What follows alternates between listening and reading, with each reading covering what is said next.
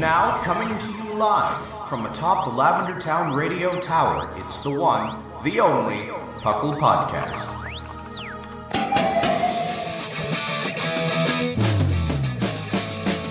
It's PoGo! PoGo! It's PoGo! PoGo! Pokemon Underground Champions League, oh yeah! PoGo! PoGo. Hello, everyone, and welcome to the PoGo. I am your host this week, Clod9, and I'm here with some of the greatest, some of the most exciting and fun and thought-provoking co-hosts that we have on this show, starting off with the fluffiest of all of the Whimsicotts. Hello, everyone. And the sharkiest of all the Finnegans. Hello. So welcome to the PoGo. This is episode, I think, 634 or something like that. I know Thatch doesn't like to always throw it in there, but we're close enough to that range. Thatch unfortunately could not be here today, scheduling issue with traveling and whatnot. So we are here today to talk about any and everything. But first, what have you guys been up to? Pokemon, not Pokemon?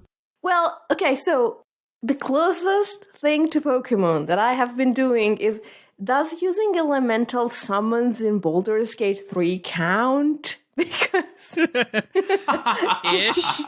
Ish. You're summoning creatures. If you give them names, yes.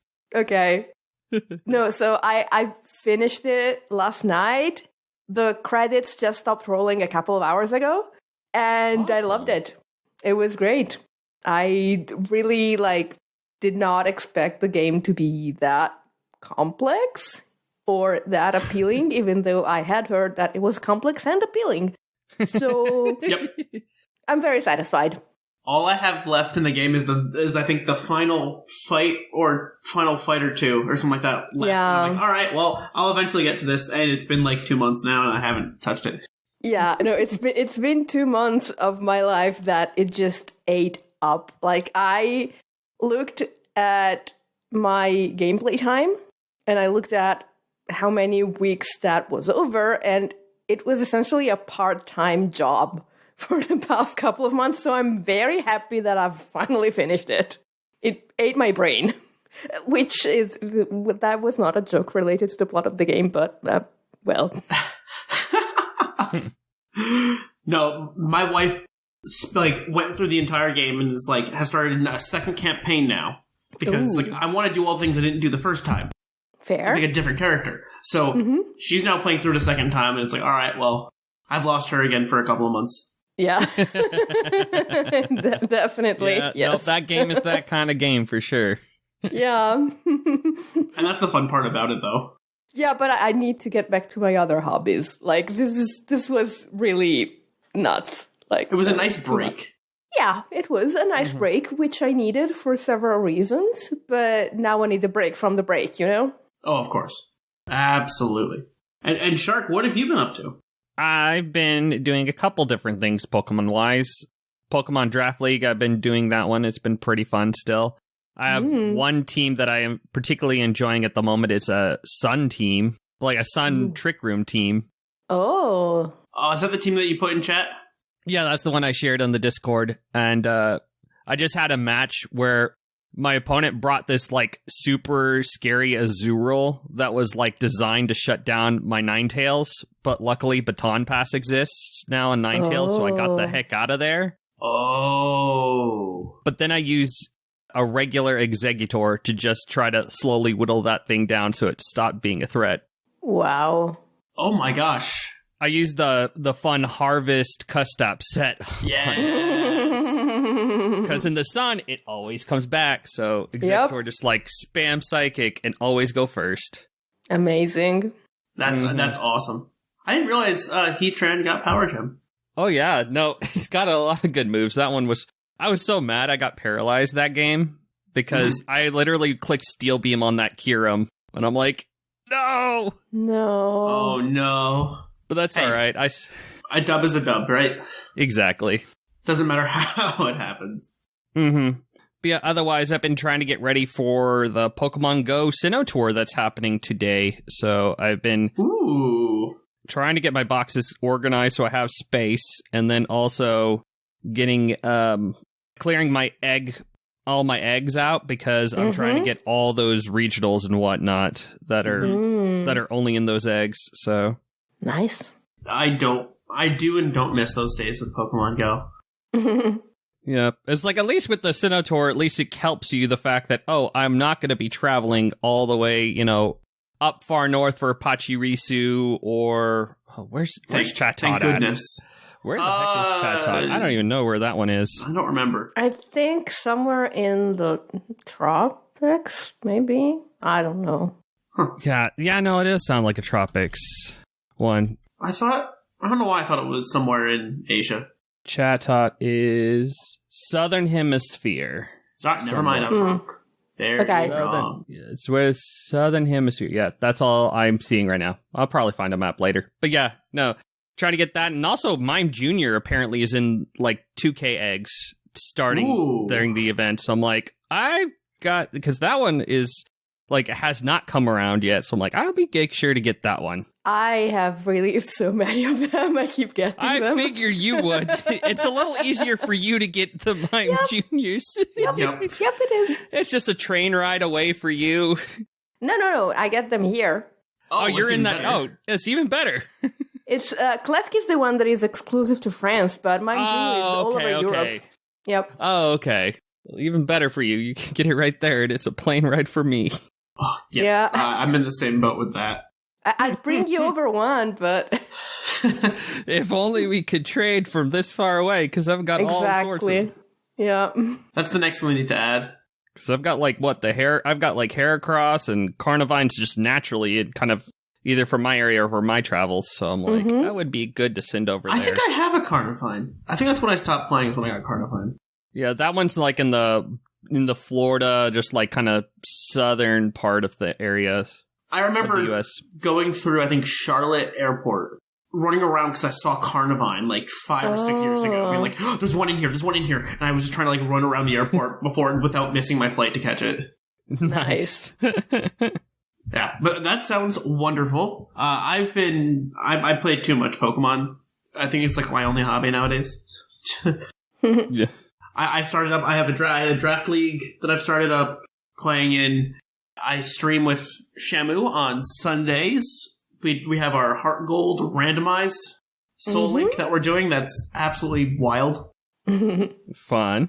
I'm way too into the Pokemon Nuzlocke community, just lurking, because I think it's fun to Nuzlocke crazy hard games. And now I'm like, oh, I should try and play Run and Bun. And I'm like, nope, that's a terrible idea. So I'm like, all right. Ever since I finished Radical Red on stream, I'm like, all right, I want to find another one that's kind of hard, but not like, stupid hard like Radical Red. Yeah. Yes. Well, Radical Red wasn't that bad. Like, there's a lot of resources out there to make it a lot easier. And I didn't even do the hardest mode on it. I'm just like, all right, I want to find stuff that's, a little challenging, but it's not going to take me like 50 to 100 attempts to do. Yeah. You could try the Too Many Types. That one was, I think, not too challenging. I mean, it's just kind of crazy just with that one, like the fact that they added like a bajillion types. But I could tell you the final fight is a pretty difficult one, which it makes it kind of fun if you're trying, like, for skill level, because of how they play with the type mechanics. Interesting. Where there's basically like one type in the game that's like really, really terrible, but then there's a type called like basically Uno Reverse, where it's basically is the inverse of that type. Oh no! See that's too much thinking in my mind. But basically, it's I mean, there's a type chart you can figure out, and you can when you know what the Pokemon I'm referring to is, like, yeah, no, that makes sense. How and why they did that. So I might have to check it out. I know there's a bunch of fun games out there, and I'm like, all right, I don't want something that's gonna be terribly too difficult, but I like Nuzlocking because it gets rid of the paralysis of choice for me. I'm like, oh, I want to use this. Nope, I'm forced to only use what I find. Yep. And go from there. So I think that's what I do with a lot of the hard games is like, all right, cool. I don't care about dying. I'm just going to play through it so I know the story and why people say it's difficult and just use whatever stuff I find. Mm-hmm. But, all right, I believe that's where we will stop today, and we will catch y'all over with the news. Coming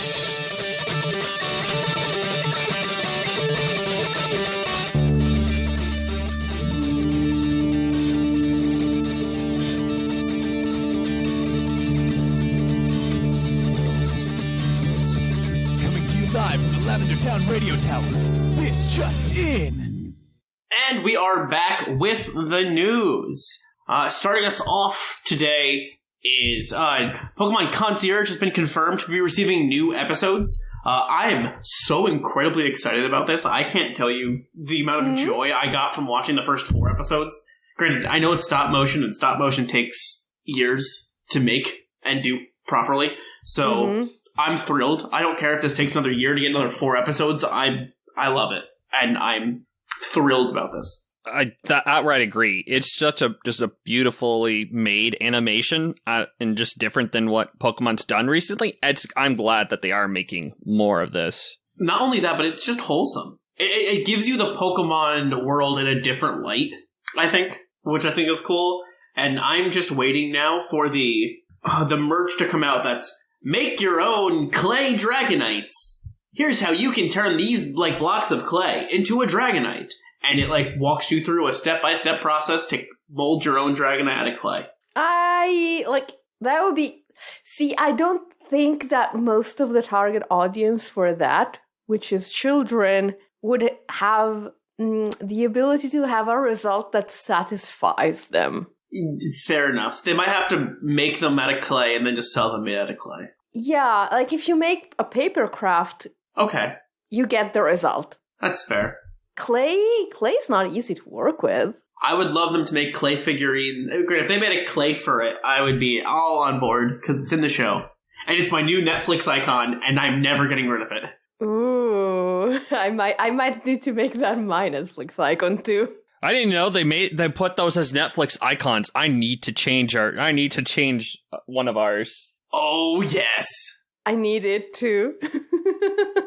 I think something happened where we got signed out of our Netflix account or lost our old Netflix account and had to renew it or something like that. And when I brought it back, I was like, create, what do you want your icon to be? And I'm like, oh, they have Pokemon Concierge stuff? Oh, we are going in. And then I found my for it, and I'm like, great, well, this is it forever, and it's never going to change. Yep. No one's touching that. But in other news, Miraidon is going to be releasing in Pokemon Unite on Pokemon Day, which is the 27th, or is it tomorrow? I mean, is it 25th? The 27th. 27th is the date. 27th is Pokemon Day. So that will be tomorrow from the podcast. First airing. There's also a Pokemon Presents on that day. Unless you're in Australia, then it happens the next day. Sorry. Because time zones are weird. Well, they're not weird, but they exist. Yes, and we'll talk more about Pokemon Day in our topic today. But there's other news out in the world. As you see in the title of the episode, yes, we will be talking a lot about that. So in Scarlet and Violet news, the latest Outbreak event includes Hisuian Voltorb with boosted shiny odds, so you can get your Black Ball. And it lasts through most of Tuesday, so if you're hearing this the day it releases, you're still in time for that. What color is it? What color is shiny Hisuian Voltorb? Black. Yeah, it goes black. Ooh. It goes like a nice matte black. I like that. It's like a heavy ball type, I think is the kind of rough influence, from that game. Yeah, it's like a charcoal color. Yeah. It fits the palette of the Pokemon itself. It's nice. Hey, I'm on board. There has been a rule announcement that for large tournaments going forward, players are going to have to submit a rental code with their team registration, which is probably related to the hack check, because there have been a lot of incidents regarding that lately, and they probably want to put a damper on that because it's been kind of going nuts. Mm-hmm. It definitely has. Obligatory Pokemon Go news segment, very short. It's still about Pokemon Day. It's got a lot of general love. It's bringing back Armored Mewtwo and the clone starters in honor of the fact that Pokemon, the first movie, the remake, is coming back to Netflix on Pokemon Day. Yay! Yeah, no, that's I mean, that's exciting because those were just like felt like they were limited the last time they came around on Go. So it was like, oh, hey, cool. We got to try to do that. Maybe eventually they come into home. Who knows if they ever will, the special forms. But still, those are really fun, cool ones to get. Yeah, they're fun. They even have like a raid day event on the following Saturday where they're doing the Gengar versus Nidorino with the fun party hats. Nice. That's cool. All right. For some TCG news, Japan just revealed some new cards from the upcoming sets. They have a new A-Spec Unfair stamp, which can only be used if your opponent KO'd a Pokemon, where you can shuffle away both hands. You get 5 cards, while your opponent only gets 2, which that seems pretty good. And then additionally, they got Blood Moon Ursaluna, who, was it Blood Moon Ursaluna EX, I think? Yes. Which has 260 HP, and then it hits for 240 damage with less energy the more prizes your opponent has taken, kind of like the Charizard, the shiny Charizard. Oh, Radiant Charizard. Radiant Charizard, yeah. It's very similar, but now anyone can use it because it's colorless, and it might be a one-of inclusion in a couple of decks, probably, somewhat. Yeah, no, I think it's cool that they decided to make it just a straight-up EX, because, yeah, you can't get Blood Moon Ursaluna in the game otherwise, just as a one-off event, so, yeah, I'm like, oh, that's neat. It makes sense, yeah. Mm-hmm. And then Pokemon Day League events, they're offering some cool damage counter dice and some other fun stuff going on too. So if you've got any of those nearby, you should take a look into those. I think I have one coming up maybe I think tomorrow or something, actually. Or in a week or so. One of the two. But, alright, on to the Puckle news. You know, Thatch usually puts it out, but Thatch does his egg lock on Wednesdays, and Shamu and I have our Heart Gold randomized Soul Link on Sunday. So make sure you tune into those events, because they're going to be fun. Yep, they'll be on Twitch, and then I think just check it on Twitch. Maybe they'll start popping up videos on YouTube soon, so. But yeah, well there's no Puckle Pokey prediction, because that is the topic of the episode today. Yep. So with that, we will head on over to the game corner, where we can quiz our co-hosts on their insane, innate, born with Pokemon knowledge.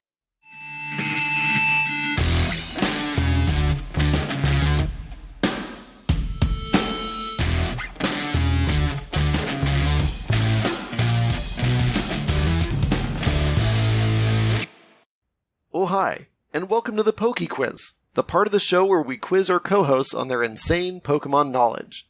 I'm Mark from the Dunsparce Gang, here to explain the rules. Our fabulous co-hosts will work as a team to answer 5 Pokemon-themed trivia questions that fans have submitted on the Discord server. Each question is worth 1 point, with Pokedex and multiple answer questions worth more, for a total of 7 points. The host can use a free hint at any time. If they get all the answers correct and do not use the hint, they can cash it in for an 8th point. And we are back with our game corner. We are here today to test Shark and Whimsicott on their Pokemon knowledge. Are you guys ready? Yes. Maybe. Hopefully. Okay. So, your first question, general trivia question. Out of all 9 generations of fully evolved starters, only 2 pairs share a hidden ability. One of them being Meowscarada and Greninja, sharing Protean. But what's the other ability that's shared between starters? Oh. Hidden ability. So, we have... Don't both Meganium and Venusaur get chlorophyll has a hidden ability? Am I being dumb? I don't think... Meganium doesn't get it, right? I don't think it's Meganium. Venusaur has chlorophyll. Venusaur has chlorophyll. Charizard's solar power. Blastoise Rain Dish. Put a pin in Rain Dish. Okay. Feraligatr Sheer Force.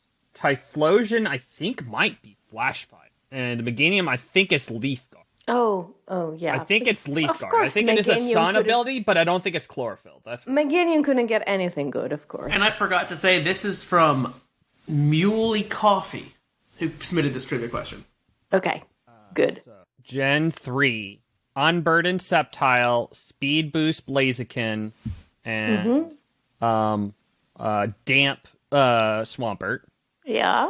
Gen 4, we have Defiant / competitive Empoleon, Iron Fist, Yes. Infernape, and what? Torterra. I don't remember. Torterra. Serperior has Contrary. Samurott has what does Samurott have? I think it's Shell Armor. Sounds correct. I think it's something like that. And then, Emboar is Reckless. Yeah. Gen 6, we have Bulletproof, Magician, and Protean. And Protean. Gen 7. Liquid Voice, Intimidate. That's Long Reach is the... Yes, Long Reach. Yeah. 8 Huh. is... Well, Libero Grassy. and Grassy Surge and Sniper. Yeah. Then Gen 9, well, we already know Protean. Yep. And And then... Unaware. Unaware and Moxie. Moxie. Okay. So it's Torterra and something else. I was about to say, Okay, you named all of them but Torterra. We went through everything, and we're back at Torterra. So we know, so it's likely Torterra. What would it be paired with? I actually think it's Torterra and Samurott. With Shell Armor. It would make sense. That makes the most sense to me. Out of every ability, I think that's gotta be Torterra's. Is that your final answer? It's so appropriate that it has to be it. And if As long as it's not a it doesn't make as much sense as what we're saying. Yeah, I'm trying to think. Hisuian, it's not we're not counting Hisuians, right? We could. Oh. Could doesn't mean yes. Sorry. Yes, we are counting Hisuians. That gives you 3 more to look at. Okay, let's think. What are they? They are Sharpness first. What is Explosion? I feel like I am going to need an answer. Yeah, I think we need to stick with that. I think we stick with it and just pray it's not a Hisuian. Yeah. Torterra and Samurott. That is correct with Shell Armor. So, Hisuian Typhlosion has Frisk, and Hisuian Decidueye has Scrappy. That's right, it is Scrappy. I thought it was Frisk, but I also thought it had been changed at some point, so I wasn't sure anymore. Yeah, I know, was it the Decidueye also had Long Reach for a while, but it was also changed. A lot of the, the Gen... Yeah, I think he's like, it had something, Hisuian Typhlosion had something in the code of Arceus, and then it was changed. Yeah. When it got ported over, so... Because it only had one in Arceus, but I think you could get it to have a second one when it brought over. It was strange. I think it was like even Arcanine even had its ability change. I know a lot of them had their abilities changed. So, All right, well, on to question number 2. This one is from Umbreon 1080. The mental herb was given the ability to cure most mental effects in Generation 5. Before that, though, it could only cure one effect. Which effect? Was it infatuation? I could believe it's just infatuation. Because you would okay, so because it currently stops things like taunt. Exactly. And taunt, encore. I don't even think it stops confuse. I don't think it stops confuse. I don't think it does. No, because so I think only infatuation. I think it does too. So I think it's just infatuation. It would seem like so. It seems like a very strange thing. Like, it would make more sense for it to be taunt. But at the same time, taunt, I see it as like a part of a group of things that are sort of equivalent in concept, whereas infatuation is its own thing. And if it has to be only one, then if you look at it this way, it would make more sense for it to be infatuation. So I don't know. What do you think? I think how they did the original games, it has to be like a specific condition. And but once they started in the newer games, they started bringing in the things like, it can stop taunt move and whatnot. But I think infatuation is the only thing that really kind of hits that makes sense to me. Because it's obviously not of any of the other standard status conditions like, because poison, sleep, whatnot. No, definitely Confusion's possible, but I don't think so. I think it's more likely a berry. I don't think there's even an infatuation berry. So not. See, that's the point. There's no infatuation berry, but there is a confusion berry. So yeah, I think it's just infatuation. we can try for that. Is that your final answer? Mm-hmm. That is correct. Infatuation's the only one. Nice. From before Gen 5. All right. Awesome. We are now on to the Pokédex question. And this one comes from Liger. Its Omega Ruby entry reads, this Pokemon intimidates its foes by opening its huge mouth. In battle, it will kick the ground hard with its thick and powerful hind legs to charge at the foe at an incredible speed. Who's that Pokemon? Okay, my first thought was Trapinch, but then it said strong hind legs, and I'm like, No, not those little stubs. No. The first thought I had was X-Cloud, because it has a huge mouth. Okay. But, charging at foes at full speed? And it doesn't have hind legs. It just has a pair of legs. Exactly. So that's okay. So we need huge mouth, 4 legs, Gen 6 or earlier, but preferably something from Hoenn. I mean, it probably needs to be able to stand up on those hind legs. True. It needs to have, it's got to be powerful hinds. Unless they're counting X-Cloud as, even though it's bipedal, it's still a Pokemon, so it's still an animal, so the legs are hind legs. But I don't know. Big mouth. Oh. Mm-hmm. It could. Let's see. Big mouth.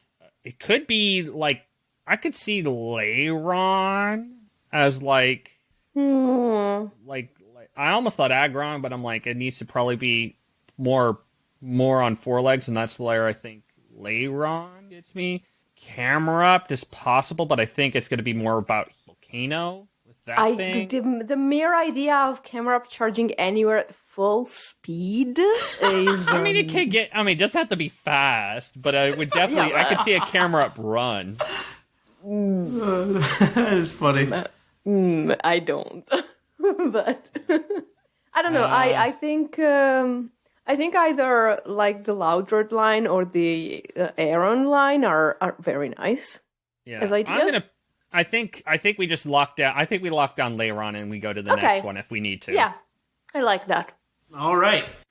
Its Soul Silver entry reads, it is hard for it to support its own weight out of water, so it sometimes gets down on all fours, but it moves fast. Oh. Okay, sometimes it's hard. It sometimes gets down on all fours. Because it's hard to support its own weight outside of the water? Huh. I also have a second hint as well if you need it. Is it a... I think I know what it has to be now. Okay. I think it has to be some... Well, why would it have issues supporting itself on 4 legs outside of water? Maybe because it's got something really big on its head? Is it Lombre? No, but it says that it sometimes gets on 4 legs. It looks the way it's slouched. If I can remember, Remember the first entry. This Pokemon intimidates its foes by opening its huge mouth. So maybe the head itself is really big, and it lives in water, and it can charge on its hind. I really cannot picture this Pokemon at all. I'm having so much trouble. So it's got to be bipedal in the sprite, because it can go on all 4s, but it usually doesn't. It has to live in the water, but it can come out of it, and it's got to have a big mouth. What gets out of water? You have Golduck is a water Pokemon. But it doesn't have a huge mouth. It's not intimidating. It doesn't charge at foes. The Polyline, not the Poliwrath. Politoed has a mouth that's decent big, but I don't... Come on, no. They're watertight. I am going to need an answer. Okay, so hear me out. Or you can use your hint, and I can give you the other hint. So, how about Swampert? It could be. I would think it would be Mud, but I mean, Swampert's not I can't think of it. It's got to be something. But no, it's Gen 4, 3, or 2. Probably 3 or 2. Yeah, Swampert could work. Because, yeah, that one does 2 and 4. I guess, yeah, we could go Swampert, because I got nothing else. Yeah, I got nothing else either. All right. Unfortunately, that is incorrect. So I'm gonna give you this this extra hint that I created. I want to see if you can get it from here. It's Puckledeck's entry reads Thatch. Oh, for alligator. Nice. Yep. I figured that would be a silly way to get you to know the answer, but yeah, it's for alligator. For alligator. Okay. Nice. Okay. Okay, well, that was fun. All right. Well, that's fine. You're 2 for 3 right now, but you can make that up this round with your multiple choice question. There are a total of 9 Pokemon that, when they evolve, gain the ground type. They didn't have it, but now they gain the ground type. There are 9 Pokemon. If you can name, let's say, for every, I don't want to say every 2, but like, if you can get 3, or if you get 3 right, I will give you a point. If you get 6 right, I will give you 2 points. And if you can get 8 right, because I think one of them is difficult, I will give you all 3. I'll give you 3 points. All right. 9 Pokemon. Let's think. What Pokemon? Well, we were talking about Swampert. Yeah, well, that, yeah. Was it that's one of the lines. Marshtomp? Does Marshtomp ground? Or is Marshtomp water? Now that's a difficult question. I think Marshtomp is already ground, but I'm not sure. Let's put just that say the aside for a Swampert moment. line. That's what I'll give it to you. Okay. And the answer is it would be Marshtomp, just for a future. Okay, that's what I thought, Okay. but I just wanted to see if we could get away with the line there. So Swampert's one. Yeah, if you name the line, I will give it to you. That's Okay, cool. It's not an evolution. No? Nidoran, Nidorino to Nidoran Nidoking line. and Nidorina to Nidoqueen. all right. Yep. That is 3. That's 3. You have 1 point. Awesome. Okay. I think, is Turtwig already a ground type? It's not. The So? Torterra line is another. Yep. Locking that in. Specifically Grottle to Yep. That is 4. The Tempole line to Swampert, or to not Swampert, Seismitoad. Yeah. Yep. Yep. That's 5. And I think Shellos is also just a water type. Oh, you're right. So yeah, when it goes to Gastrodon, it becomes a ground type. That is 6. You have 2 points. If you can get 2 out of the remaining 3, I will give you all 3 points. Okay. Is Wooper already a ground type? I think it is. Wooper is a ground. Yeah, Wooper, I'm pretty sure is. Okay. Ooh, Wormadam. Oh my gosh, that's Yep. a great one. Good Yep. pull. Wormadam Sandy Wormadam Cloak. with a That sandy is cloak. 7. That was one I didn't think you were going to remember, but you got it. Oh There my are 2 gosh, left. that's... Oh man. All right. Okay. There are 2 left, and they both share the same type. Interesting. Give you a little hint. Interesting. Okay. I'm trying to think what the type could be, because that would help. And I'm excluding a few of them. So Pretty sure we almost have burned out every water ground out there. So I think we might not have question. Because Answer. so no, it's a question for Shark. Oh, sorry. Oh yeah. Answer. Is Bunnelby already a ground type? Or is it just a normal type? That is Because Nope, that's it. Because you know what else is another normal ground type out there? Ursaluna. there you go. There you go. The last got 2 it. are Diggersby and Ursaluna. That's it. You got it. That is all. Good 9. job. That is 3 points. Go us without using the hint. We still haven't used the hint. No, Yeah, I don't think we we just should- hashed it in, so we better use it now. Yeah, we need to use it now. Yep. Give me 1 second. All right. So you have your final question, and I'll let you do this. All right. So I didn't like the ones that were coming. By the way, that ground question came from Totes McCrae. This next one comes from Z Paladin, although I changed it. So, which Pokemon that learns Grassy Glide has the lowest base speed? That is your base stat question. That is an incredibly specific question. I think it's incredibly specific enough to use the hint. Right away, yeah. Yeah, let's just go ahead and just burn it now while we can, and then we can think about it. Your hint. It is a grass-type Pokemon from Gen 8. Okay, well that... Oh, I can tell you which is I can tell you what it is from there. It's gotta be Gossifleur. I know for a fact Eldegoss gets it. And they're terribly slow. They're terribly slow. They're so slow. Because it's not... Grookey has some speed to him. Yeah, well... It's like... It's either that or Applin, and Does Appling get Grassy Glide? I kind of think it did. I'm trying to think. It's either Applin or Gossifleur, because both of those are the really slow grass types.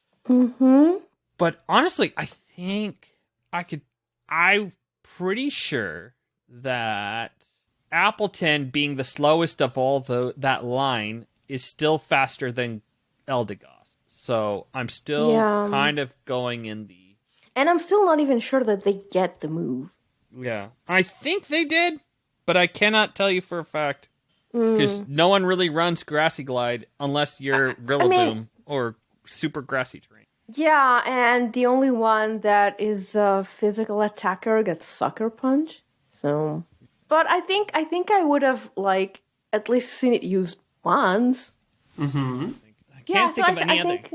I think Gossifleur is a really good answer.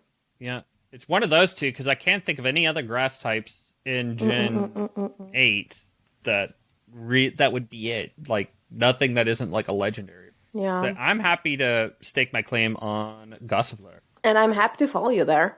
All right, Gossifleur is correct. Woo! Way to go, Shark. There we go. So, it does share a base speed of 10 with Ferroseed, but Ferroseed does not get Grassy Glide. Originally, it was what was the fastest grass type that learns Grassy Glide, but I thought that was too easy. Oh, Applin has base 20 speed, but it doesn't know when he moves. I forgot about that stupid fact. So no, it does not learn Grassy Glide either. There we go. Yeah. You're right. Yeah, no, they do get Grassy Glide. I was right. Appleton does get Grassy Glide. I wasn't wrong. Wow. So overall, I believe you get 6. What's he got? 1, 2, 3, 4, 5, 6 points from today. Sounds correct. 6 points today. Congratulations. That will affect the leaderboard some way, some shape, somehow. I don't know. They'll figure it out later. That's a Thatch thing. All right. And with that, we will head on over to our topic. We have another review from Fat Pat 1988. It slaps. I began listening to the podcast back in Gen 5 right before X and Y released. At the time it was okay. Fell out of Pokemon for a bit around Gen 7 and only recently came back. I came back to the podcast as well and I have to say they have really grown into something spectacular. I thoroughly enjoy the structure and content of the show.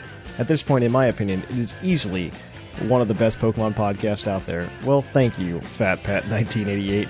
And if you have a review, please drop it wherever you listen to the podcast. We really appreciate it. Helps people find the show. But until next time, let's move on to the topic. And we are back with our topic for today. Pokemon Day.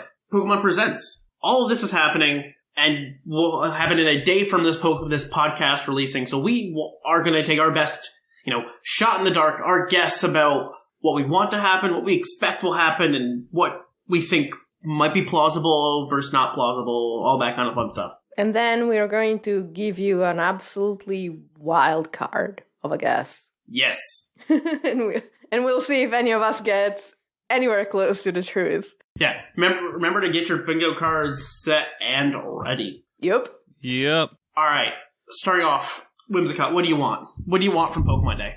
Something about Unova. Unova? Yes, Unova, but... So I would rather not have a BDSP version of Black and White, because BDSP was cute, but I think that sort of faithful remake and style was slightly more appropriate for Sinnoh. Unova has a different vibe, a different feel, and I think, whatever didn't work in BDSP would work even less applied to Unova, in my opinion. That makes a lot of sense. Like, I remember Black and White being a much darker storyline, because it is. And I don't think the cute chibi art style fits it very well. Exactly. It's like darker, it's edgier, it's more modern as well. It's overall a little more grown up. So not like for adults, but definitely like 2 or 3 years ahead of Diamond and Pearl as far as the age of the target audience went, in my opinion. So yeah, I would not want to play through Unova with a little chibi character. All right, so it would feel awkward. I don't think you're totally wrong. I do, but I'll say I have seen people like attempt to like, what would it look like kind of thing, and made like a little chibi in, and I'm like, that actually kind of like, I think it could have some work. My only issue is it's just like doing a remake of an Unova game is a little bit of a different animal than any of the others, because the fact you have Black White 2 and Black White 2 as a basis. Like, how do you just do straight Black White? How do you do both? I think if you do, you lose so much.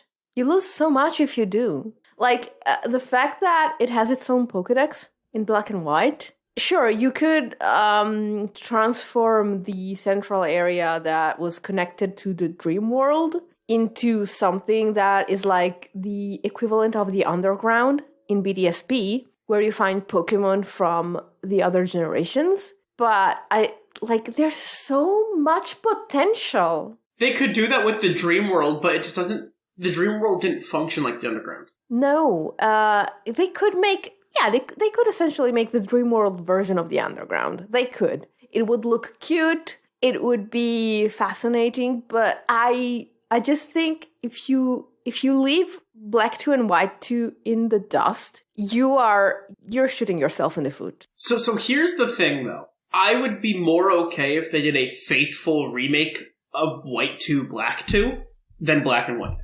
And the reason being is they added a whole lot more into Black 2, White 2 for you to do post-game and just in general, like the whole world tournament. You have the whole subway system. Like, there was a lot more you could do, and it was a lot more, I think, versed, and the world felt more spread out, in my opinion. Yeah, but see, when they do the remakes, they don't really give you all the post-game content. So I don't know, because that's what that was my favorite part of Black and White 2 was the world tournament. I loved the world tournament. Yeah, I don't think it probably would not be in the remakes. You're right, but I can, that's what I would want if they were going to do a faithful remake. They just do a faithful remake of Black 2, White 2 versus Black and White. But it would be so awkward to just skip Black and White. Or, hear me out, they combine both games into one. You finish Black and White, get the option to restart the game as in, White 2. Granted, also a weird idea. Probably doesn't work, but still. So, no, that would be amazing if they managed to implement what should have been a thing in Gold and Silver. Like, if you get to the end and you meet your main character from Black and White with the team that you beat the Elite Four with. Ooh, that is such a cool concept. I like that. Since it's all in the same game, you have the data. It's so cool. They're never gonna do it. But it would be so cool. That is super interesting idea, though. To go from all right, you basically have to play 2 games, but your first boss of what you do in game 1 becomes the champion in game 2. It would be great. They could do, they could do a remake of Black and White, and then the DLC is the remake of Black and White 2, but it doesn't work like a regular DLC. It's essentially a second part of the game. That is really cool. I like it. I don't think they'll do it, but I think that's awesome, and now I want it. No, they're never gonna do it. It would be awesome, though. Now, the thing is, we haven't touched on this other part of the Unova thing is, what if they don't do a Brilliant Diamond Shining Pearl remake, and they just do something else? That, I think, is more plausible in my head. I think There's two options I see that are really kind of interesting for Unova right now, which is number one, doing the Legends version, and the other is doing a sequel. Oh, so Black White 3. I think there's a chance of that. I don't know, but I think it could be interesting. I would love both of those. I think one of them is far more plausible than the other. But at this point, they've surprised us so many times. Like, I was thinking this morning about what I was going to say during this topic, and I realized this is possibly the year where I really have no idea what they're going to say at this point. Because they've been getting less and less and less predictable over the past few years. And that's kind of exciting. Mm-hmm. They really have. I mean, there's a few things that we expect will be said, but in terms of the games, they can go very out there.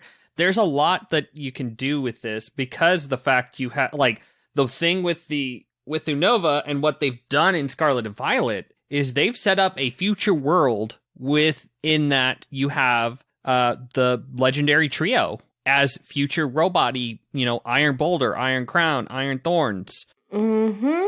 And you have already built into the base game, you have the Black City and White Forest. What if we went into a future, a future Unova where it was all where it's like super Black City type of style across the whole region, where it is future, and you can actually catch the wild versions of those guys. And, potentially other future Paradox Pokemon like Iron Moth and such. So as much as I love that idea, if you look at just the sales of all the Pokemon games, Brilliant Diamond and Shining Pearl outsold Legends Arceus. Because they're two games. Yeah, because there's two games. Correct. Granted, and it's out for a year. It was out for a year longer too. I understand. Not really. It's only a few months.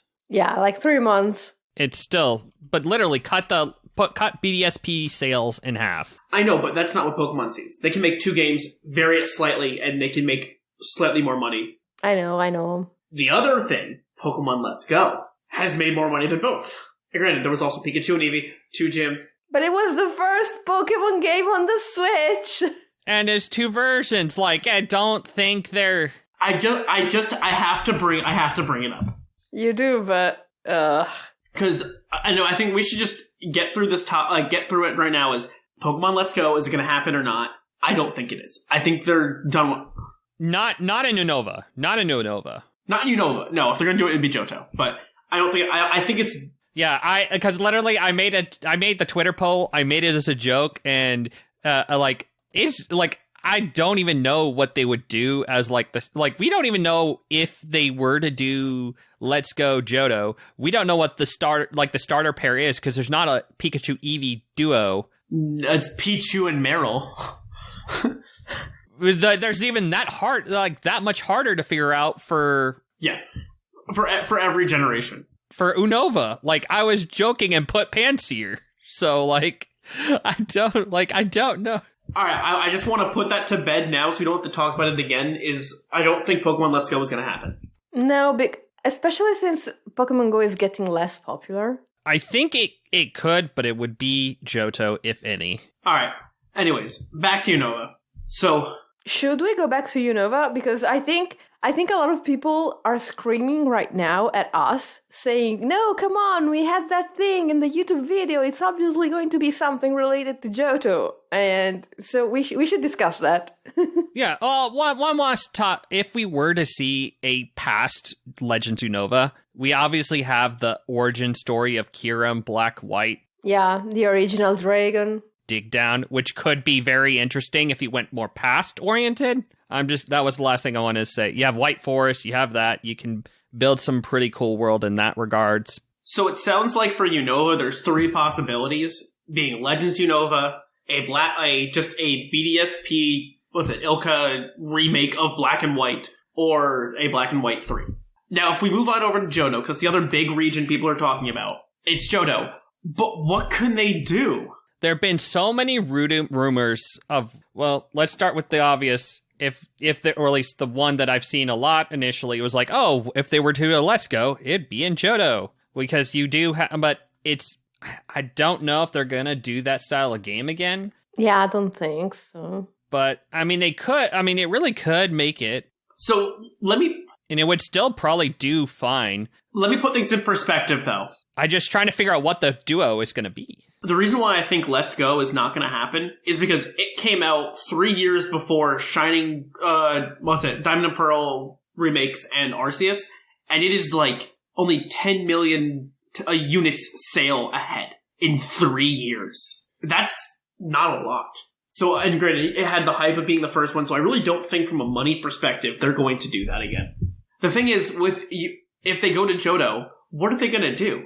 I don't think they're they could do another, just Heart Gold, Soul Silver remake, but I think that doesn't add anything. I understand the reasoning behind why they did. To be fair, BDSP didn't add anything. It remade the game. But it added those games on the Switch. And that'd be the only reason to do Heart Gold, Soul Silver is so you can play those games on the Switch. And granted, I think most people would just prefer them to add it to the Nintendo Online store. Yeah.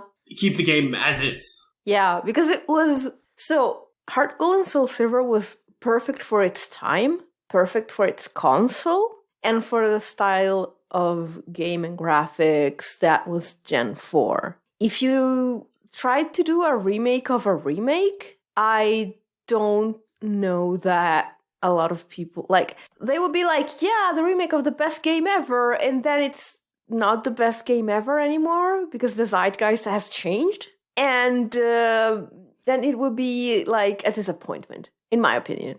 Not for everyone, of course, but for more people than you would expect, probably. Whereas if you, it's really funny that the two most, hyped gens are 2 and 5, because they are the ones that, we've said it a million times before, are the most primed for a Legends game, because you already have so much lore. And it's so I understand that the arguments for these two regions being the next ones is that, there's a thread that makes one of them the next one, depending on which thread you follow, but they both have a thread. And also they were the ones you essentially visit in Gen 9, the ones that got the Paradox Legends and all of that.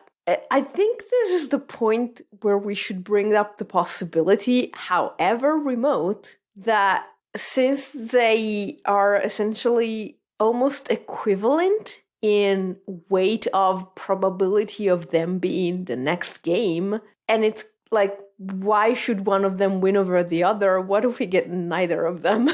What if you get something else? That would be wild, but...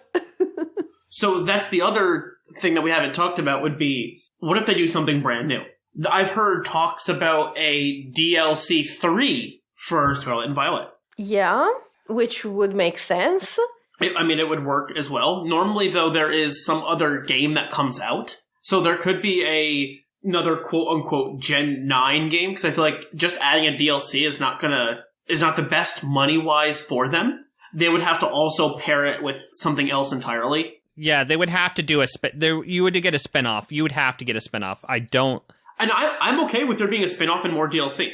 That's perfectly fine. Yeah, I think that's also plausible, because, you get... The DLC is the equivalent of a main series game, essentially, but it's not quite a main series game, so you get, the spin-off to round it out. And lately, they've given us, new Pokemon Snap and Mr. Dungeon DX, and it's those were a bit... Yeah, Detective Pikachu, I keep forgetting, it's the one game that I haven't gotten. I can't bring myself to. And it's they could do that. I think a lot of people would be disappointed, but they could totally do it.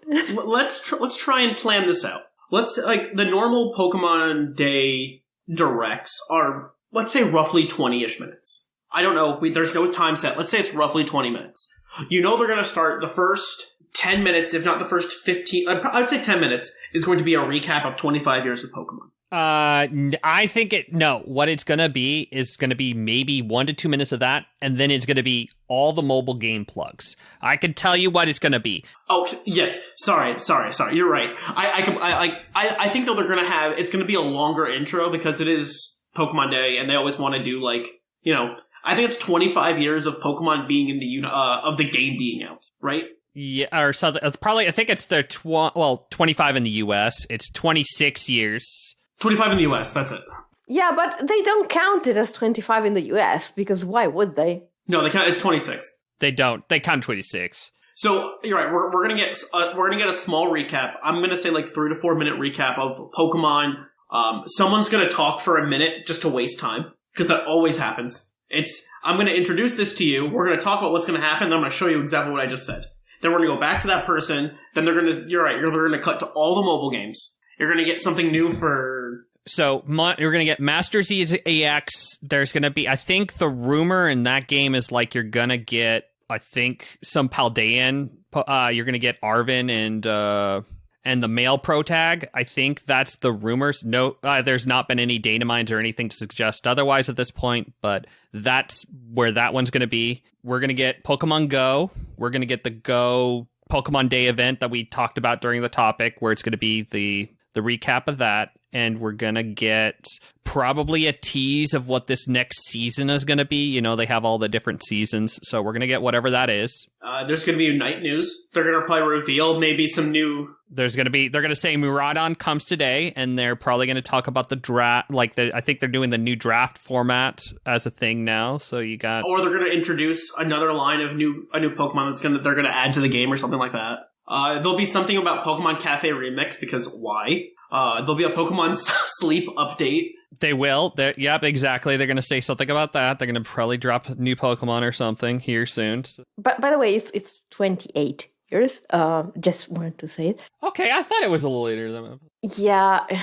Yep. And I think they might pull out something weird. Like, remember how we got that premium TCG playset last year? They might pull out something like that again. I could see something like that, something about with the TCG, something with animations as well. They might touch on the fact that Concierge is getting more episodes, and or they have another project they're working on. They're going to introduce new projects is the other half of it, and I'm convinced it's going to be, it's going to touch on something with the card game, because it's it's Pokemon Day. There always hits something. They try and hit all of their platforms. So they'll hit something with the card game, and then they'll get into Pokemon games.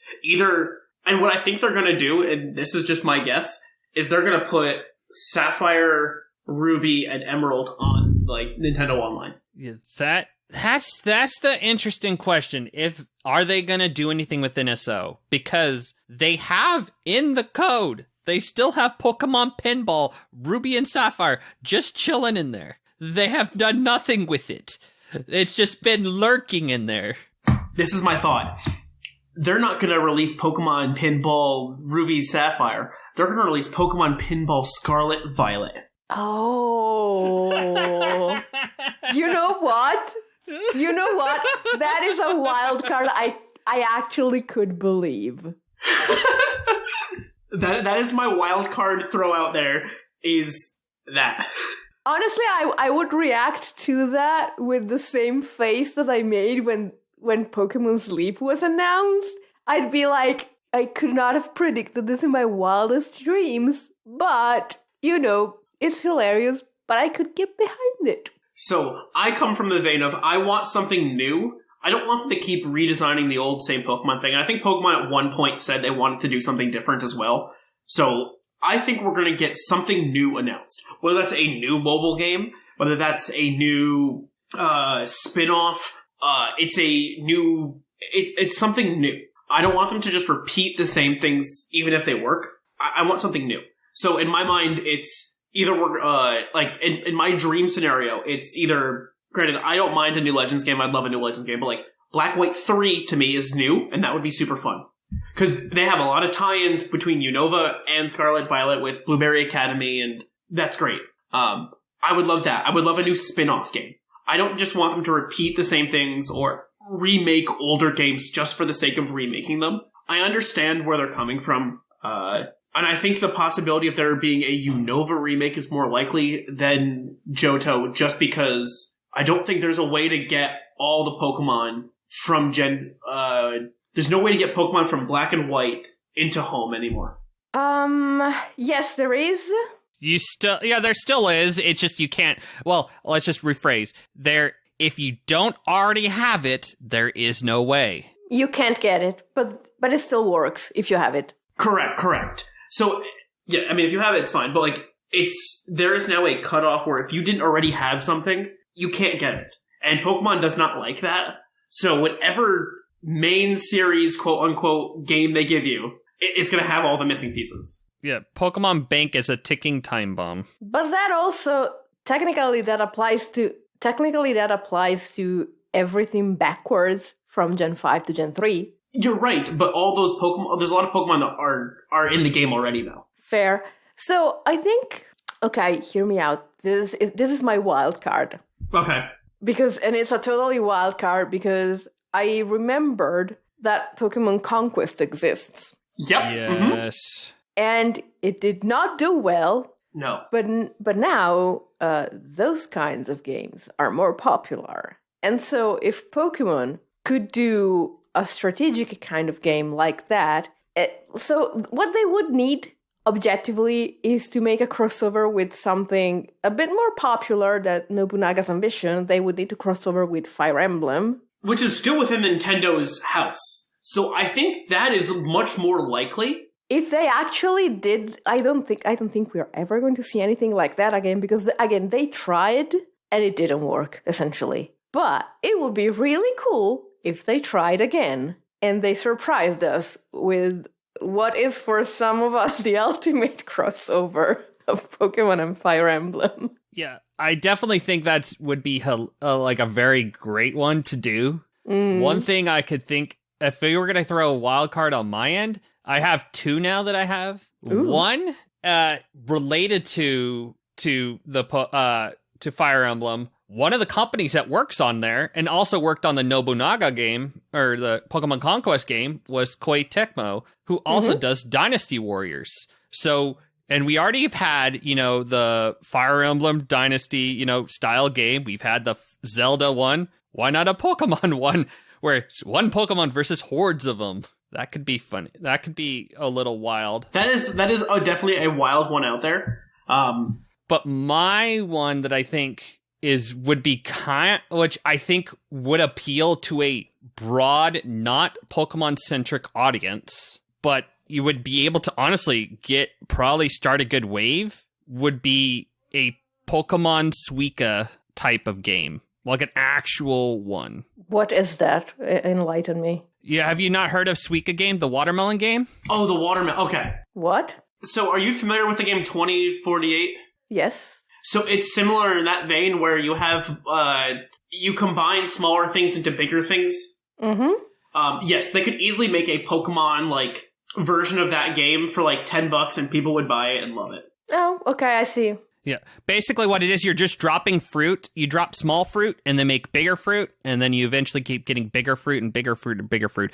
And they just announced at the Nintendo Direct that they are doing a multiplayer DLC for that game. So now people can go against each other. Oh. But basically it's just like a simple, just chill type of, like a Tetris, like a... Yeah. Like a Puyo Puyo type of game where it's just very chill, just kind of, you just do it on your own and just... Funny enough, a Pokemon mod of that game exists. I know, there's definitely... People have made those versions on Steam and whatnot. Yeah, that's the kind of thing I could definitely see happening, though. But actually, a fully polished version, I think it would probably get a huge amount of sales for not that much effort. So yeah. Just have just the nice Pokemon polish all over it, and it would be really fun. Just drop Pokeballs or drop, different Pokemon. It could be kind of interesting. I don't know. So this wouldn't be a Clod 9 hosts Puckle without me mentioning Pokemon Coliseum and XD Gale of Darkness. Right. Either a direct port over, you remake the games as is, I will buy them and I love them. You want to create a brand new version of that type of game, I would love it. And granted, I think that type of game would have more popularity now than it did back when the other time. And I think it would help the hype with, the idea of maybe one day we can get the shadow Pokemon from Pokemon Go into home. Like, that all, it just all, I think, builds together. I think it would be really cool. That is the only reason why I'm keeping this dream alive, is because they have included shadow Pokemon into Pokemon Go, and it's important there. Like, it's an important part of that game, so I don't want to see shadow Pokemon die. But I think them doing a spin-off game based around an evil team creating more shadow Pokemon and you have to purify it just works really well. And I think that could be a fun spin-off game they could add. Granted, I'm going to always hype for it. Pokemon Revolution, Battle Revolution 3.0, whatever it is, Deluxe Plus, Super Ultra Mega. Yeah, Pokemon Revolution, Pokemon Stadium. All of that combined. Put in Secrets to Home, something, we gotta have something somewhere. Like, something like that would, I think, be the best bang for your buck for Pokemon, because it's going to get people to buy other games if you give it home compatibility, just so they can get those Pokemon, import them into their game, and then play a bunch of different formats with people online, all the cool graphics. You don't have to worry about a story. It's just going to be battling. It can just be battling, or it can just be mini games, and they can do a whole lot more with that, and it would sell super, super well. The other thing that I will always mention is Pokemon Party. Yep, Pokemon Mario Party would do very well. Not just, Pokemon Stadium, but actual Pokemon, like you said, Mario Party, where it's, alright, you get to pick one of 20 Pokemon, and you play as that Pokemon, and you go down a board-style game. That would sell like hotcakes. And it would be amazing. An easy crossover like that, you can do that with, even if you just did a Mario Party DLC that just includes Pokemon. Think of how much fun that would be, just by itself. I think there's a lot of ways they can go and a lot of different things they can do. We've talked about a lot of what we want. What do we think? What do you guys think is going to happen? Because I have one thought, and I don't like it, and it's going to be Black and White remake. Just a pure Black and White remake. They're going to announce some extra new mobile thing they're going to work on, and that's it. We're not going to get anything new. They're going to tease potentially Gen 10 coming next year. I don't think they will. They never do. It's too early. It's way too early. I honestly would be fine if they delayed it for a while, but... So would I. But I think the only thing they're going to tease is going to be a Ilka remake of Black and White. And that's it, and it's going to be sad. Unfortunately, I agree that is the most plausible option, which makes me sad. I think I think it's equally plausible that we get that, or... as we were saying before, the DLC plus a weird spin-off. That'd be wonderful. I'd love a DLC. That's new content. I just have a feeling we're going to get nothing but alright, we're going to remake these games, and that's it. Nothing new added. I think we're getting one. We're going to get something. And my prediction is, yes, I do agree. I think we will get the BDS, the Ilka Unova game. I think we'll get that. I honestly believe we will get a Legends game that will be announced this weekend. My prediction is going to be that's going to be the Johto. I think we're going to get Legends Johto because we have Ho-Oh, the Ho-Oh lore about all the Entei Suicune and whatnot. We have... Well, look at it this way. You have... Paradox past. I think it works so well. You start in today's world. Let's say you get 3 starters from today, from Gen 9, Celebi shows up, and suddenly you're transported back in time. I could see that. Celebi is so perfect for this, too. Exactly. So, yes. For that concept, Celebi makes more sense than anything else. So, granted, if they're announcing another Ilka game alongside a Legends game, I'd be fine. I would love that. I just don't want it to just be alright, here's Black and White. Let's say, pure black, or pure white and Stark Black. Stark Black or something crazy like that.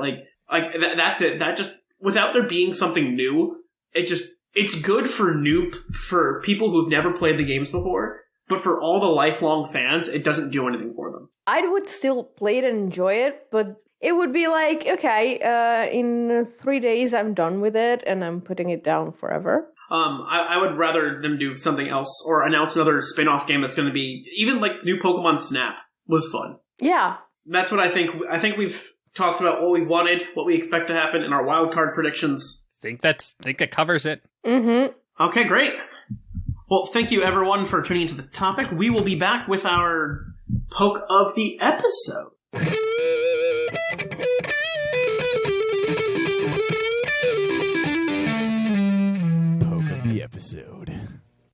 And we are back with our Pokemon of the episode.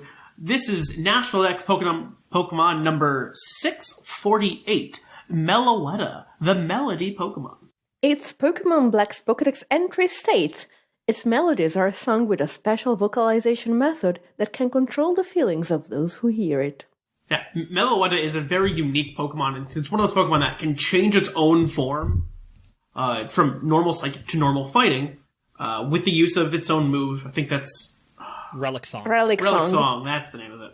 Which I think it learns through level up as well as... it does. Yeah, I think it's just level up. And it's currently in the Pokemon Scarlet and Violet games. I know it was the last Pokemon that people found because of a weird way of getting it. Shark, would you mind going over how you can get this in your Scarlet and Violet DLC? Yeah.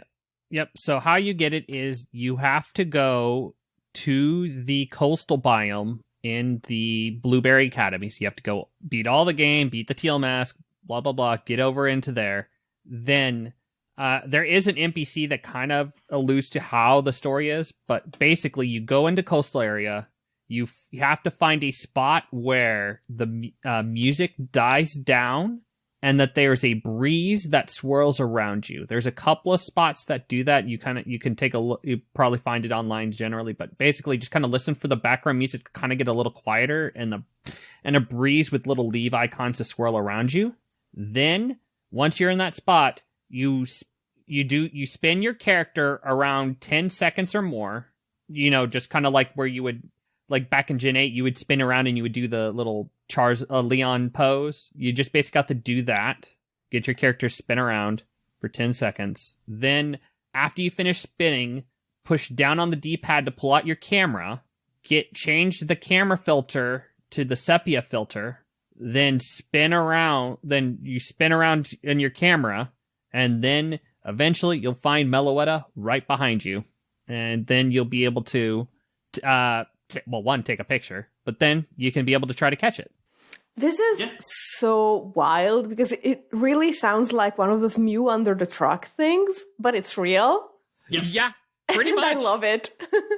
Yeah. Exactly. I adore it. Yeah, no, it's great. It's like, with the Keldeo, you had to basically, back in Sword and Shield, you had to get all the trio of them, and you had to go to a certain spot where you get it. This one is without having the condition of any other Pokemon, but yeah, no, it's so cool that it's just like this complicated, but very awesome. It really feels like a mythical Pokemon, finally. Yeah. Yeah. So, as we mentioned, Meloetta has two different forms with the use of Relic Song. If you were to play with this Pokemon on, Showdown, it's one of the only ways you can put something to sleep now, because Relic Song doesn't always put something to sleep. It's a 10% chance it may put you to sleep. I think it always transforms, though. Right? Yes. Yep. Yeah. So, the differences between the forms are Meloetta base form, normal psychic, has 128 special attack and 128 SPDEF, along with 90 speed, 77 attack, 77 defense. And when it transforms, it gets 128 attack, 128 speed, 90 defense, and the 77s go into the special stats. So it goes from special attacker to a physical attacker, and it has the move pool to do some crazy things. It can be very versatile in many different ways. You can run it physical, you can run it special. The special sets don't usually run Relic Song. It's only for the physical sets, because you have to, unfortunately. Especially with Terra Blast now, it has really good coverage all around. Yeah, I remember I've used this a lot in Gen 8, I think it was, or Gen 7, just because I could throw an Assault Vest on it and it would just sit there and take a lot more hits than I expected. Yeah. I think generally the special, just the base Meloetta is what people use, just because it's a lot easier, because you can actually use Choice Specs and Choice Scarf and all that. Yes. All Mind, all that stuff. Well, yeah, and it has U-Turn for U-turning shenanigans. I think let's see. As I look through its move pool right now, Hyper Voice is your main stab for normal type. I don't think it gets a good normal physical move, which is its only problem there. But I mean, it does now. If you run it physical and you use Terra Blast. You'd have to use Terra Blast. Yeah, on it, you'd have to Terra and be Terra normal, which is actually kind of funny. Or just Terra Blast. Terra Blast, I thought, went off of your... Only when you Terra. Otherwise, it's just try attack without the anything, without the extra effect. That's cool. Didn't know that. Yeah. Yeah. So it's physical normal move is Facade, but it's like Facade close combat, and you'd have to have Relics on because you have to transform it. But then probably like it also has Serene Grace, so that 10% Relic Song is actually 20% to put something to sleep. You get I'm trying to think of other good moves. It has all the punches for 20% drops on things or burns stuff. Yeah. Thunderbolt, play rough. It's your standard psychic type move set, is the way I see it. You get a grass move, you get some fire coverage, potentially, and that's pretty much it. I also got the fighting move pool, too, when you have the punches. You actually got Triple Axle, which is... Triple Axle is really cool. That's really good. So, it has a lot of potential, and you can use it in many different ways. But it's definitely a fun mon that when you see it, you're like, what's this one going to do? So, yeah. I think that's all from Meloetta. Anyone else have anything else they want to share on this fun little Pokemon? It has a fun trivia. Since the effort value yields of the forms are different, Meloetta is the only Pokemon that has more than one unique effort value yield, which is funny. Kind of useless since you don't really meet it in the wild. But this is the only time you can get it in the wild. Yeah, but it's I don't know. It's kind of funny. It has a really good shiny. Like both forms get significantly better when they're shiny. It goes from green hair to blue hair, right? Yeah. Teal. It goes from green to teal. And the hair in the pirouette form, which is the reason you have to spin, is you're making a pirouette, and it's the pirouette. Yeah. And it goes like fuchsia from orange, which is a stark improvement as far as I'm concerned. Yes. I will say, if you do fight it in the wild, it does grant 1 attack, 1 defense, and 1 speed EV. Not that matters, but it's always fun when I see 3 different stats on an EV yield versus just like 1 or 2. Yeah. But all right, I think that is really all strange. For Meloetta. Try it out. Let us know what you think. It's a fun Pokemon. We're hoping that it will sing us great songs into Pokemon Day. Woo! Fingers crossed. Yeah. All right. Well, we will be back with our mailbag. It's mail time! Send in your emails! Mail!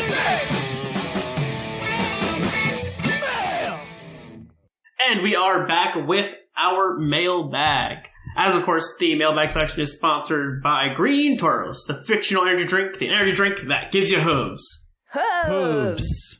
Woo! Last week, they talked about the top 5 and bottom 5 legendaries. So we have a couple of emails coming in about people's opinions about all of that. Starting off, we have one from Barely Trying. How's it going, Puckle? Cody, aka Barely Trying here, and I'm here today to give you my personal opinion on the top and bottom 5 legendaries. Let's hop right into it. Top 5. Number 1, Rayquaza.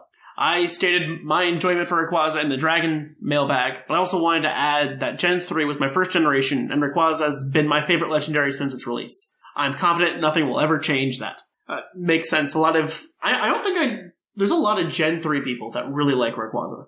I mean, it's cool. It's strong. It has a cool role in the story. What's not to like? Great shiny, too. I think most people's favorite generation, just naturally coincides with their favorite legendary. That's my guess. Does that work for you guys? I'm just talking off the top of my head now.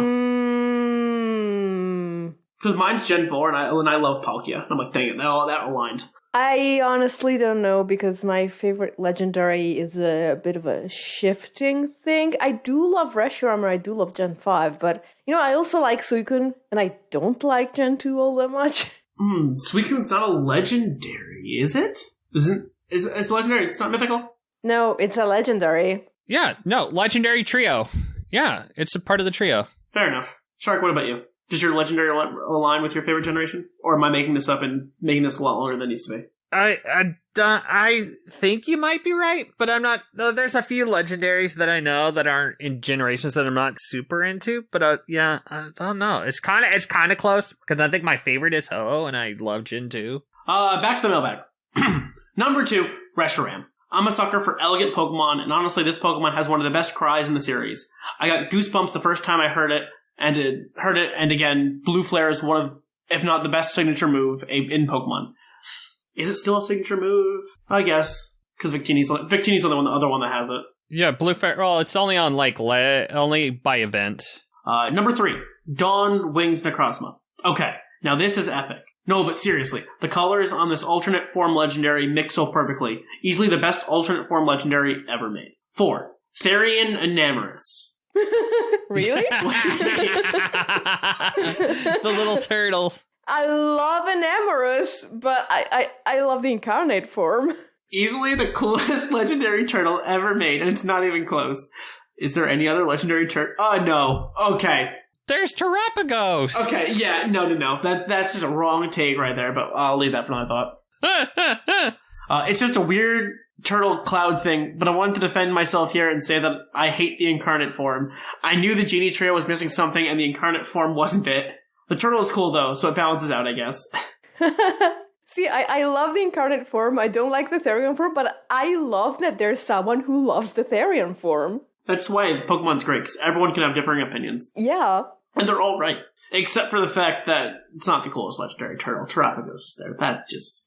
Anyways, number 5, Ho-Oh. It's the Phoenix version of a Pokemon, and it's so much better than Lugia. The only cool thing about Lugia is its shadow form. Back to Ho-Oh. It's the only good Pokemon from Gen 2. Tyranitar has something to say. Furret has something to say. Sorry. Well, it depends on how you define good. Okay, Scizor, Heracross. Anyways, honestly, I can't think of another good Pokemon from Gen 2, and I couldn't be more serious. Oh, barely trying. You are barely trying there. You're a trying Clod's patient and not barely. Anyways, great, I do believe Shadow Lugia is really cool. Bottom 5, number 1, Silvally. It's number 1 on this list because it shouldn't be a legendary. It's an okay Pokemon, but there's no reason it should be a legendary. You know, I don't disagree. Number 2, Calyrex. This is the protagonist from Legend of Zelda, not a Pokemon. It even rides a horse like characters from Legend of Zelda would. Glastrier is cool. Also, it has stupid legs. Is that about Glastrier or about Calyrex? I think it's about Calyrex. Okay. Aren't they just like little like twigs or something? Yeah, okay. Yeah, they're like little noodles. Registeel. Easily the worst of the Reggie quintet. Yes, even worse than Charizard Head Reggie.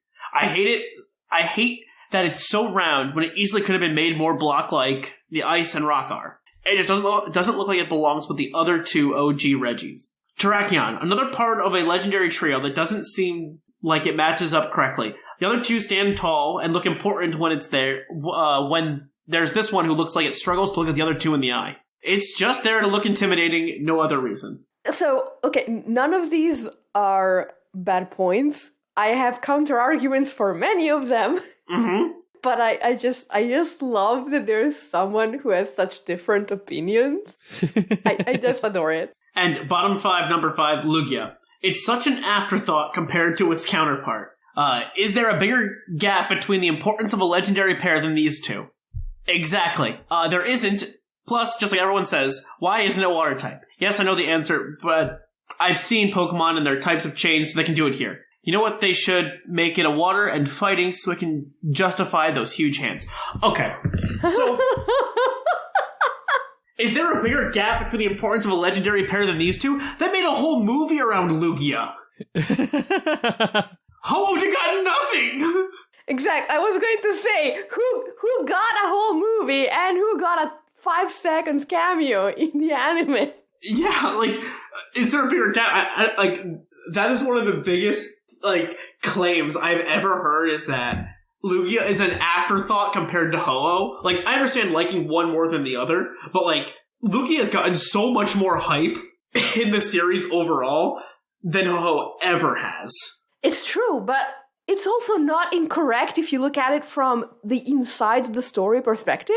Ho has an entire city that has lore related to it. It made the legendary trio. It's got the whole thing with the rainbow. Lugia does have a lot less if you're just inside the story. If you were looking purely at the game... But that's a completely valid perspective. Yes. If you look at the anime, you look at the movie, like, they bring in Lugia several times just because they can. But if you look just at the games, which is a perfectly valid perspective, this is not incorrect. So... yes, sure. See, it's fascinating that that statement is true both ways around, depending on how you look at it. It's amazing. I love it. So yeah, that's my honest to God list, and I'm curious to see what y'all's thoughts are on the list. Honorary mention to Dialga and Galarian Moltres. They're easily top 6 and 7 for me. Until the next list, have a wonderful rest of your week. Well, thank you, Barely Trying. Up next, we have Whimsicott. Yep. I have an email from Logan, aka Boots. Yeah, it's Boots, but it's Logan in the Discord, but it's also Logan, but it's Logan, aka Boots. And the email says, "Hey gang, Boots here. I have been listening religiously for a few months now, and I thought I'd contribute to the mailbag." Well, welcome to the mailbag. Thank you for your contribution. My top 5 legendaries are 5 Moltres, 4 Regirock, probably because of the meme. Okay. 3 is Koraidon, 2 is Lunala, and 1 is Kyogre, which would be Primal Kyogre if it was available. My bottom 5 legendaries are 5 Tornadoes, 4 Galarian Zapdos. It is just so ugly. They absolutely massacred my yellow bird man. Oh. 3 Tapu Bulu, 2 Cosmoem, and number 1 is a tie between Monkey Dory and Pheasant DPT. Someone did not like the new legend. And I don't disagree. I also don't like them. These are just my opinions. I really hope none of you are mad at me. Haha. No, we're not mad. Definitely not mad. No. As much as we sound mad, we're not actually mad. It's just Pokemon's a way of expressing thoughts and feelings, and it's fine for anyone to have any fair. Yeah, I really love the variety. Thanks for reading, Lucan. Great. All right. Last up, we have Shark. All right. With Red Metal Mantis. Catch that Carablast, Thatch and PuclPodcast. What's up, Puckle Crew? Catch that Carablast, Thatch and PuclPodcast. That's a new one. I like that. All right. If you come up with more of these, anyone listening, send them in. These are fun. This is what makes things entertaining. This is how you get your email read. All right. Over the last year, I've sent over a couple emails, and I'm glad you guys have generally enjoyed them. So I guess I'll sort of introduce myself a little bit for this one. I started playing around the same time most of you did during Gen 1. I played in Gen 3 and then stopped for a while. I kept seeing photos of new Pokemon during the years, and I stopped, and I distinctly remember seeing Lucario and thinking it was some kind of legendary. I also saw Vanillix and said, wow, this is ugly.